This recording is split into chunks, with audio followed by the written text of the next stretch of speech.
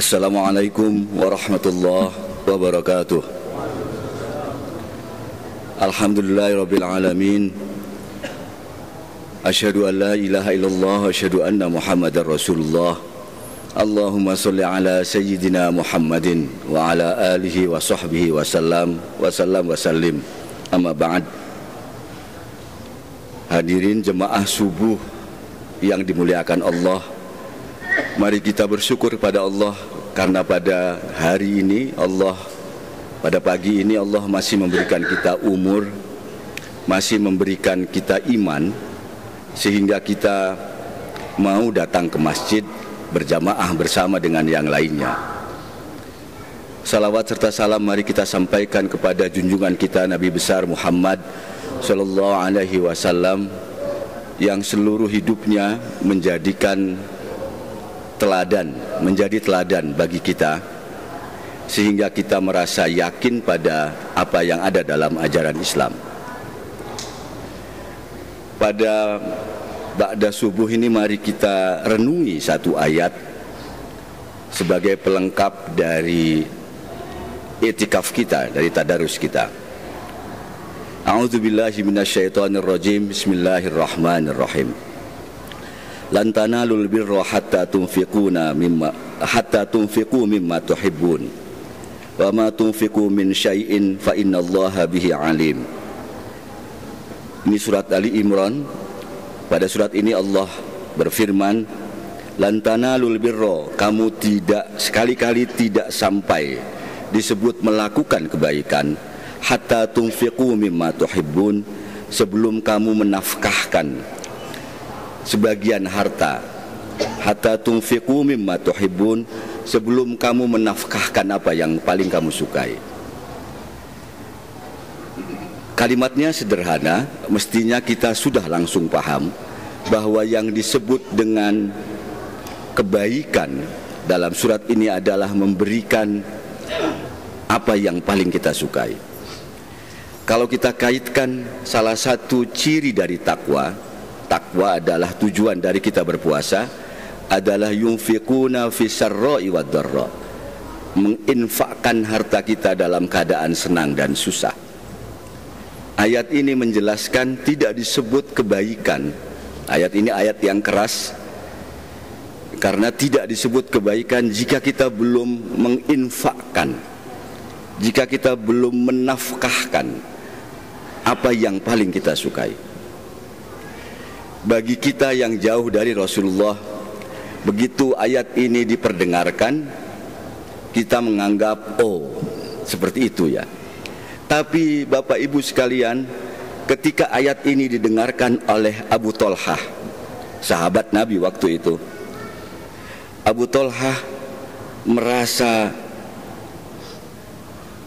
tertarik dengan ayat ini dan bertanya-tanya. Abu Thalhah ini seorang pedagang, seorang yang cukup kaya raya. Dia bertanya-tanya, di antara hartaku mana yang paling aku sukai? Dia absen harta yang dia miliki, kebunnya, tanahnya, ontaknya, dan lain sebagainya. Kemudian dia ternyata mencintai satu kebun kurma yang sangat subur, yang memberikan keuntungan yang banyak. Dia datang pada Rasulullah, ya Rasulullah, saya mendengar lan tanalul birra hatta tunfiqu mimma tuhibbun, dan saya sekarang sudah tahu ada satu harta yang sangat saya cintai karena memberikan keuntungan yang besar, keuntungan yang banyak.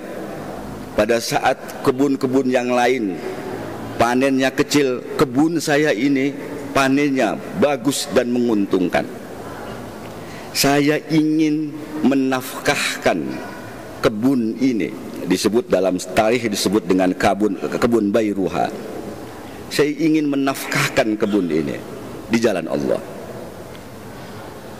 Rasulullah menyambut niat baik Abu Thalhah itu. Kemudian Rasulullah berkata, inilah harta yang diberkahi. Aku telah mendengar apa yang kau ucapkan dan aku menerimanya. Aku kembalikan lagi kepadamu dan berikan tanah itu, kebun itu kepada kerabat-kerabat terdekatmu. Lalu kebun itu tetap dikelola oleh Abu Tolhah, tetapi hasilnya diberikan pada orang-orang di sekitarnya, pada fakir miskin di sekitarnya. Bapak Ibu sekalian, betapa kuat iman dari Abu Tolhah dan betapa rendah iman kita, karena berulang kali kita mendengarkan lan tanalul birra hatta tunfiqu mimma tuhibbun. Belum juga tergerak dalam hati kita untuk berpikir, apakah ada sesuatu yang bisa kuberikan di jalan Allah dari apa yang kucintai. Ada banyak tafsir tentu saja, tetapi asbabun nuzul atau kisah di sekitar ayat lan tanalul birra hatta tunfiqu mimma tuhibbun adalah Abu Tolhah yang memberikan kebun paling produktif untuk diberikan di jalan Allah. Pagi ini mudah-mudahan kita tumbuh dalam hati kita niatan untuk mewakafkan, memberikan harta kita, bisa diberikan secara langsung utuh atau hanya mewakafkan. Mewakafkan bisa jadi hanya diberhentikan saja fungsinya. Di kampung-kampung, di kampung saya di Banten sana, pada setiap panen ada beberapa orang kaya yang menyatakan untuk sawah sebelah sana panennya, hasil panennya akan diberikan pada masjid. Dia yang menanam, tinggal dipanen beberapa hari lagi, dia ikrarkan itu di masjid, hasil panennya diberikan pada masjid.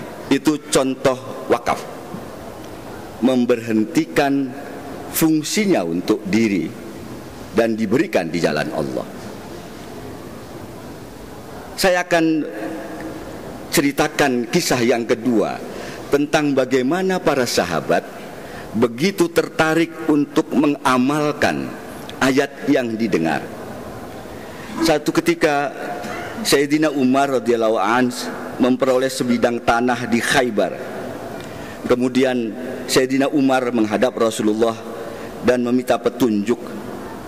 Sayyidina Umar berkata, "Wahai Rasulullah, saya mendapat sebidang tanah di Khaybar. Saya belum mendapat harta sebaik itu. Maka apa yang engkau perintahkan padaku tentang sebidang tanah yang luar biasa hebat itu?" Rasulullah bersabda, "Bila engkau suka, kau tahan tanahnya, tetap saja tanah itu milikmu, dan engkau sedekahkan hasilnya untuk kepentingan jalan Allah. Jangan kau jual hasilnya, jangan kau hibahkan, dan jangan kau wariskan hasilnya." Kisah ini menurut beberapa mufassir atau fuqaha menjadi dasar munculnya perintah wakaf. Wakaf adalah tanahnya tetap dimiliki tetapi hasilnya diberikan pada yang lain. Itu wakaf yang kemudian sekarang kita dengar sebagai wakaf produktif. Wakaf produktif itu hasilnya saja, tetapi ada wakaf yang diberikan keseluruhannya. Sekali lagi, apa yang saya ceritakan adalah contoh bagaimana para sahabat begitu kuat imannya sehingga mendengar satu ayat mereka langsung melakukan dengan sebisa mereka. Karena itu kita tetap harus mendoakan mereka dengan harapan iman yang Allah berikan pada hati para sahabat itu masuk ke dalam hati kita dan menggerakkan kita sehingga kita bisa mengamalkan lan tanalul birra hatta tunfiquna mimma tuhibbun. Jemaah salat subuh yang dirahmati oleh Allah, saya akan kisahkan kisah yang lain. Pada saat Rasulullah SAW datang ke Madinah, berhijrah dari Makkah ke Madinah, tibalah pada saat itu waktu kemarau. Saat kemarau di Madinah tidak ada air yang bisa diminum. Orang-orang Makkah terbiasa meminum air yang sangat segar, seperti air Zam-Zam. Satu-satunya sumur yang menyediakan air sesegar air Zam-Zam dimiliki oleh seorang Yahudi. Para sahabat Nabi setiap hari mengantri di sumur itu untuk mendapatkan air milik Yahudi itu. Kemudian melihat itu Rasulullah bersabda, "Wahai sahabatku, siapa saja di antara kalian yang menyumbangkan hartanya untuk dapat membebaskan sumur itu, lalu memberikannya kepada umat, maka akan mendapatkan surga dari Allah Ta'ala." Rasulullah menyatakan begitu. Mendengar itu, sahabat Sayyidina Utsman bin Affan langsung mendatangi Yahudi itu. Dia merayu, Yahudi itu tidak mau melepaskannya. Maka tahap pertama, baik, saya akan bayar setengahnya. Yang pasti jika ada orang Islam yang datang, dibiarkan tanpa dipersusah. Pada tahap kedua kemudian sumur itu menjadi milik dari Sayyidina Utsman.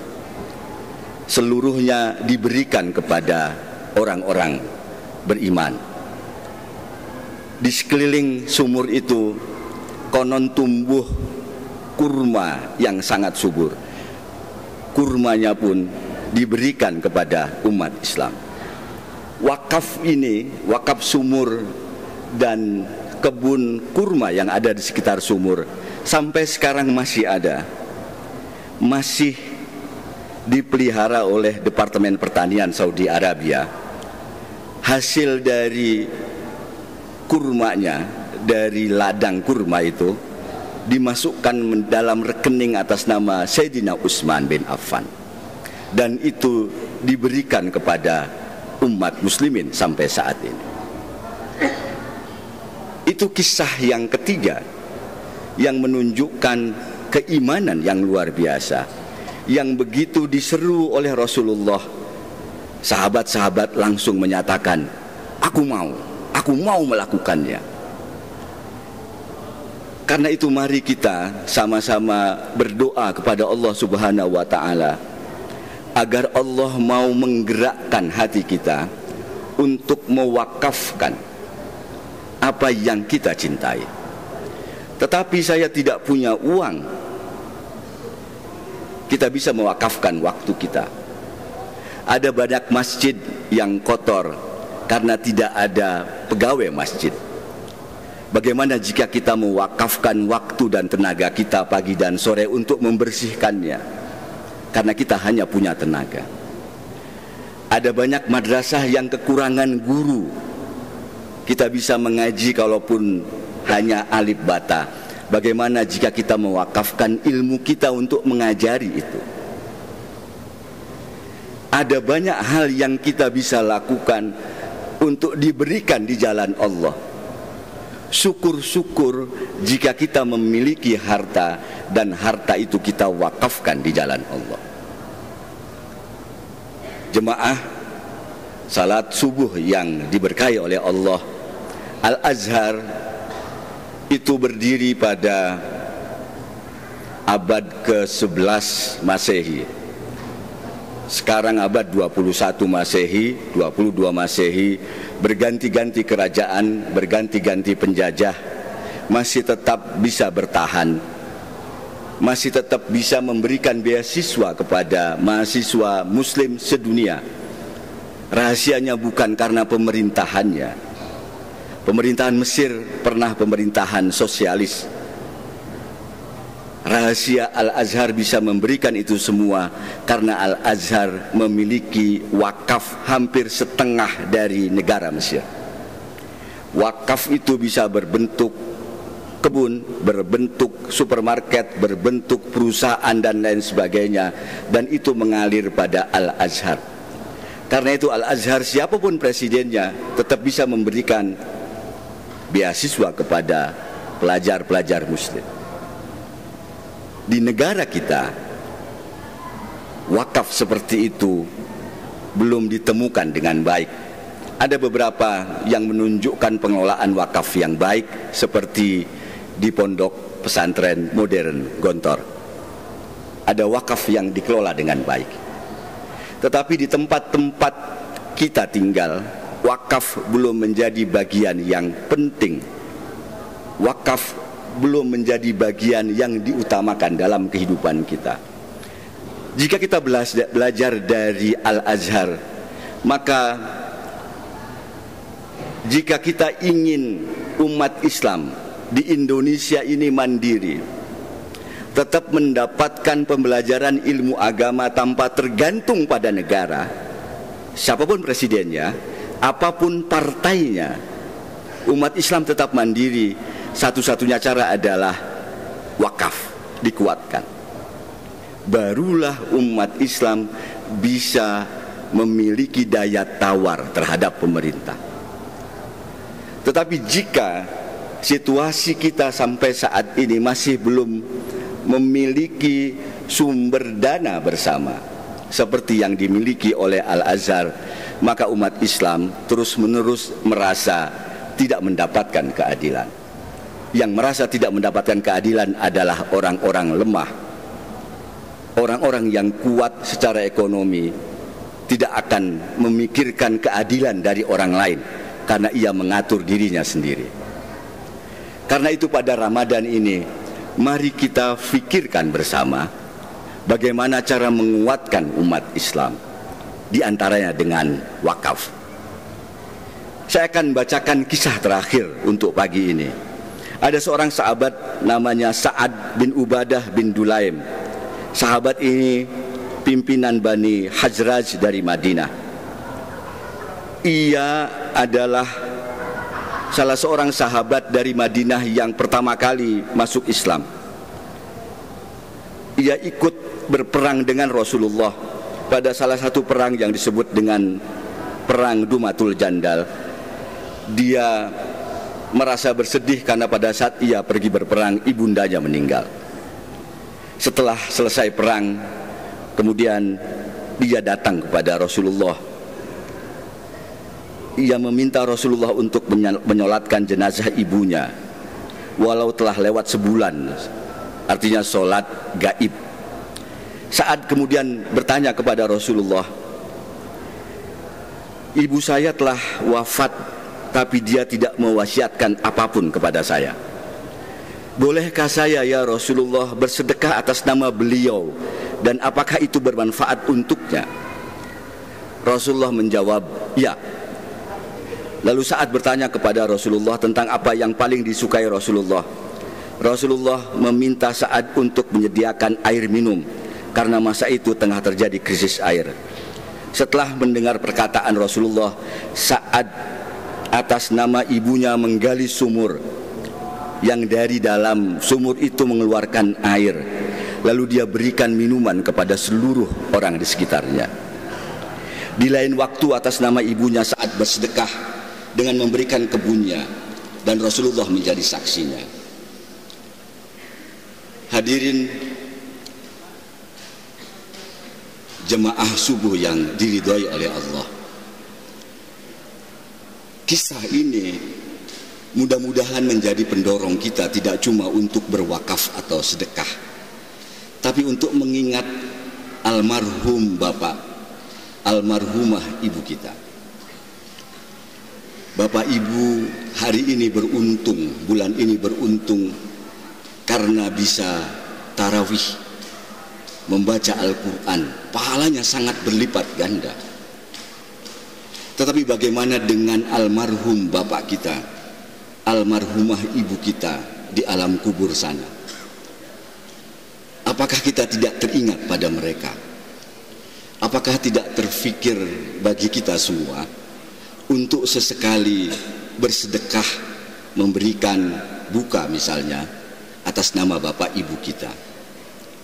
Paling tidak kita masuk dalam kategori anak soleh yang mendoakan kedua orang tuanya, anak soleh yang beramal soleh untuk kedua orang tuanya. Apakah bapak ibu tidak memikirkan bahwa mereka di alam barzah masih membutuhkan pahala kebaikan dari kita, sehingga mereka mendapatkan alam barzah yang penuh dengan kenikmatan? Apakah kita hanya akan mengunjunginya nanti pada saat Idul Fitri? Kenapa kita tidak mengunjunginya pada 10 hari terakhir ini dengan memberikan sedekah, apalagi dengan memberikan wakaf atas nama ibu kita atau bapak kita di alam kubur sana? Ataukah kita begitu egois karena saat ini yang kita mintakan dalam doa-doa selama Ramadan adalah ampuni aku, beri rizki pada kami, permudah jalanku, dan tidak terlintas ibu kita atau bapak kita. Mumpung belum selesai Ramadannya, mumpung masih ada niat dalam kita untuk terus-menerus mempercayai bahwa Ramadan adalah bulan kasih sayang, bulan berkah, marilah kita mengingat ibu bapak kita, memberikan sedekah jika bisa wakaf atas nama bapak ibu kita. Dengan cara itu mudah-mudahan kita termasuk anak yang soleh.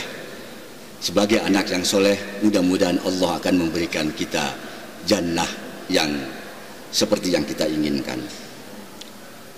Terakhir, Rasulullah pernah ditanya, sedekah apakah yang paling mulia?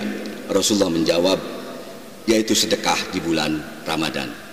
Mari kita bersedekah pada bulan Ramadan, berapapun itu. Terakhir, surat Al-Hadid ayat 18, Bismillahirrahmanirrahim.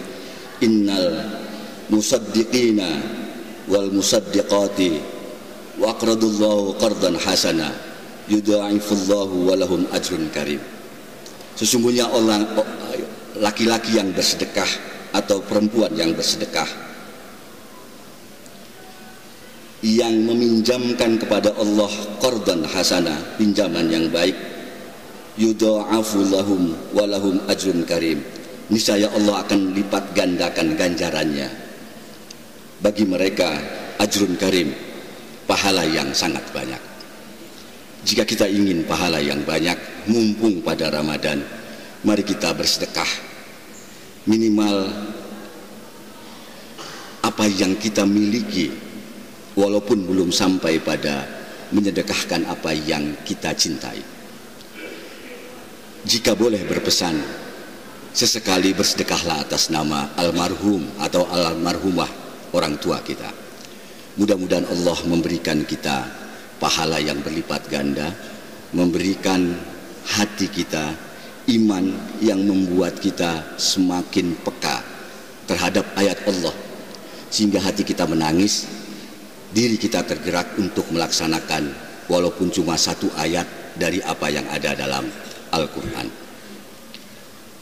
Saya mohon maaf, mudah-mudahan apa yang saya sampaikan bisa berguna untuk saya pribadi, sehingga menjadi orang yang bisa mewakafkan entah pengetahuan, waktu, tenaga, atau harta. Minimal mewakafkan mulut kita untuk diam, sehingga di sekitar kita tidak terjadi banyak orang yang banyak ngomong tapi sedikit bekerja. Pesan itu tentu untuk saya dan untuk semuanya. Mudah-mudahan 7 hari terakhir Ramadan ini membuat kita semakin dekat dengan Allah. Ya Arhamar Rahimin, irhamna, irhamna, irhamna ya dzal jalali wal ikram. Ya Arhamar Rahimin, irhamna, irhamna, irhamna ya dzal jalali wal ikram. Ya Nur ya Mubin ya Mustafa ya Alim ya Batin ya Zahir ya Salam ya Rahman ya Rahim. Ya Kafi ya Mubin ya Kafi ya Mughni ya Ghani. Wahai yang maha kaya, cukupilah kami. Ya Ghani, wahai yang maha membutuhkan, penuhi kebutuhan kami. Ya Ghani, ya Ghani, ya Fattah, ya Razzaq, ya Rahman, ya Rahim. Ya Rabbana, ya Ghaffar, ampuni kami. Ya Rabbana, ya Ghaffar, ya Rabbana, ya Ghaffar, ampuni kami karena telah melupakan kedua orang tua kami. Ya Rabbana, ya Ghaffar, ampuni kami karena kami masih mencintai apa yang kami miliki. Ya Rabbana ya Ghaffar, ya Rabbana ya Ghaffar, ya Rabbana ya Ghaffar, ya Ghafur aliman Ghaffar, ya Hayyu ya Qayyum, ya Hannan ya Hannan, ya Mannan ya Mannan, ya Dayyan ya Burhan ya Sultan. La ilaha illa anta subhanaka inni kuntu minadz zalimin. La ilaha illa anta subhanaka inni kuntu minadz zalimin. La ilaha illa anta subhanaka inni kuntu minadz zalimin. Al-Fatihah. A'udzubillahi minasyaitonirrajim. Bismillahirrahmanirrahim. Alhamdulillahirabbil alamin arrahmanir rahim maliki yaumiddin. Iyyaka na'budu wa iyyaka nasta'in ihdinas siratal mustaqim. Siratal ladzina an'amta 'alaihim ghairil maghdubi 'alaihim waladdallin. Wallahul muwaffiq ila aqwamit thoriq. Assalamualaikum warahmatullahi wabarakatuh.